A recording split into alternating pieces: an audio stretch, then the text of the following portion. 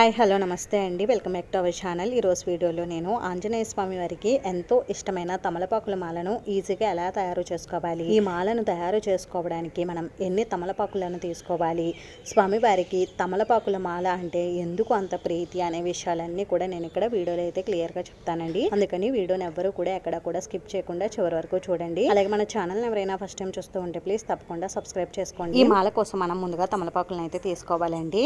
మాల కోసం తీసుకున్న తమలపాకులు ఫ్రెష్గా ఉండేలా, అలాగే తమలపాకులకి ఎక్కడ కూడా చిల్లులు కానీ ఏమీ లేకుండా చిరిగిపోకుండా ఉన్న తమలపాకులను అయితే తీసుకోవాలండి. మనం మాల కోసం తీసుకున్న తమలపాకుల్ని ఒకసారి వాటర్తో బాగా శుభ్రం చేసుకోవాలండి. తమలపాకులకి డస్ట్ అనేది ఉంటుంది కదండి, అందుకని క్లీన్ చేసుకోవాలి. అలాగే మాల కోసం తీసుకున్న తమలపాకులకి కాడలను కూడా తీసేసుకుని పెట్టుకోవాలండి. ఇప్పుడు సూది దారం అయితే తీసుకోవాలండి. మనం మాలని ఎంతైతే తయారు చేసుకోవాలి అని అనుకుంటామో అంత దారం అయితే తీసుకోవాలండి. మనం తెలుపు రంగు దారాన్ని అయినా తీసుకోవచ్చండి, లేదు అంటే గ్రీన్ కలర్లో ఉండే దారం అయినా తీసుకోవచ్చు.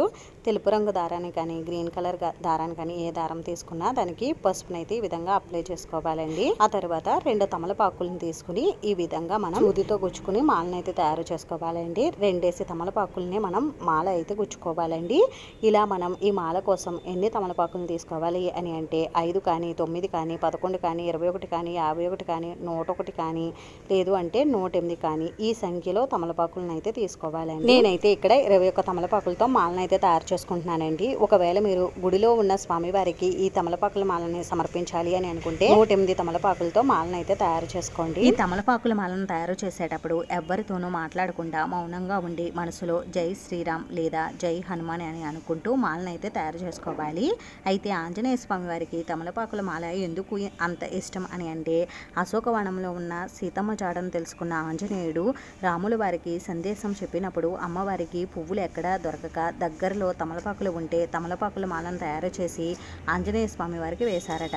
అందుకని అప్పటి నుండి ఆంజనేయ స్వామి వారికి తమలపాకుల మాల అంటే చాలా ప్రీతి. ఇంకొక కథనం ప్రకారం ఒకసారి సీతమ్మ తల్లి అందించే తమలపాకుల చిలకలను సేవిస్తున్న శ్రీరాముడిని చూసి ఆంజనేయుడు స్వామివారిని ఏమిటది, మీ నోరు ఎందుకు అంత ఎర్రగా అయిందని అడిగాడు. అప్పుడు శ్రీరాముడు తమలపాకులు తింటే నోరు ఎర్రగా అవుతుంది, అంతేకాదు ఆరోగ్యానికి కూడా చాలా మంచిది అని చెప్పగానే వెంటనే ఆంజనేయుడు అక్కడి నుండి వెళ్ళిపోయి కొంతసేపు అయిన తర్వాత ఒళ్ళంతా కూడా తమలపాకులు కట్టుకుని గంతులు వేసుకుంటూ ఆనందంగా వచ్చారు. అది చూసిన శ్రీరాముడు, నిన్ను తమలపాకులతో ఎవరైతే పూజిస్తారో వాళ్ళకి నా అనుగ్రహం కలుగుతుందని వరమిచ్చారు. అంతేకాకుండా ఆంజనేయ స్వామి వారు ఎక్కువగా తమలపాకుల తోటల్లోనూ అరటి తోటల్లోనూ విహరిస్తూ ఉంటారు. తమలపాకులు శాంతినిస్తాయి, అందుకే తమలపాకులతో స్వామివారిని పూజించడం వల్ల మనకి కూడా శాంతి సుఖం లభిస్తాయి. తమలపాకులకు మరొక పేరు కూడా ఉంది. తమలపాకులను నాగవల్లి అని కూడా అంటారు. తమలపాకులతో పూజ చేయడం వల్ల మనకు ఎటువంటి నాగదోషాలు ఉన్నా కూడా తొలగిపోతాయి. అంతేకాకుండా వ్యాపారంలో ఎటువంటి నష్టాలు ఉన్నా సరే స్వామివారికి తమలపాకుల మాలను సమర్పించడం వల్ల వ్యాపారం వృద్ధిలోకి వస్తుంది. అలాగే ఆరోగ్యం బాగా లేని చిన్నపిల్లల చేత స్వామివారికి ఈ మాలను సమర్పించినట్లయితే వారి ఆరోగ్యం బాగుపడి చక్కగా ఎదుగుతారు. అలాగే శని దోషాలు ఉన్నవారు కూడా ఆంజనేయ స్వామి వారికి తమలపాకుల మాలను సమర్పిస్తే శనీశ్వరుడి అనుగ్రహం కలుగుతుంది. మనకి జాతకంలో ఉన్న శని దోషాలన్నీ కూడా తొలగిపోతాయి.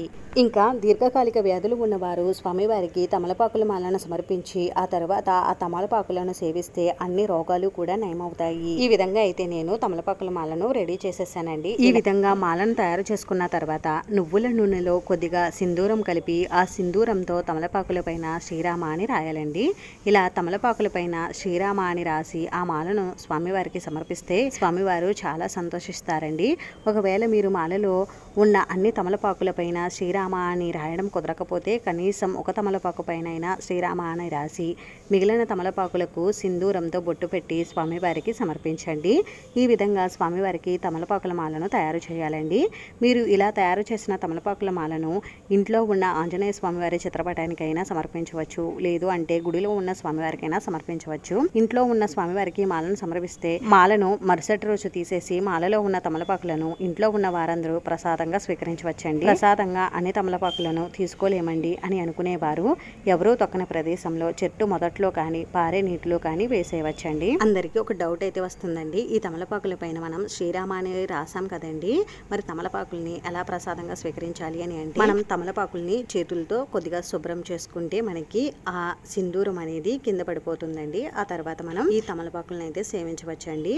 ఆ కింద పడిన సింధూరాన్ని కూడా ఎవరూ తొక్కకుండా అయితే చూసుకోండి. చేసుకోండి. ఈ తమలపాకుల మాలను స్వామివారికి హనుమాన్ జయంతి పండుగ రోజున తప్పకుండా అయితే సమర్పించాలండి. అలాగే మంగళవారం రోజు, శనివారం రోజు కూడా ఈ మాలను స్వామివారికి సమర్పించవచ్చండి. స్వామివారికి తమలపాకుల మాలను సమర్పించడం వల్ల చాలా మంచి ఫలితాలు అయితే కలుగుతాయండి. అంతేనండి, చూసారు కదా. ఈ వీడియో మీకు నచ్చితే మీ ఫ్రెండ్స్ కి, రిలేటివ్స్ కి షేర్ చేయండి. ఇటువంటి మంచి వీడియోస్ కోసం ఛానల్ ని తప్పకుండా సబ్స్క్రైబ్ చేసుకోండి. వీడియోని చివరి వరకు చూసినందుకు చాలా థ్యాంక్స్ అండి.